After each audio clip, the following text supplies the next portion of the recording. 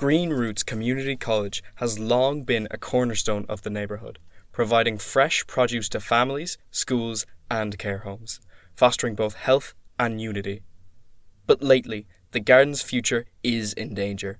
EU funding, essential for its continued operation, is at risk after a hacker infiltrated the garden's network and stole critical documents detailing its sustainability plan. Since then, Green Roots has seen a decline in engagement as doubts spread through the community.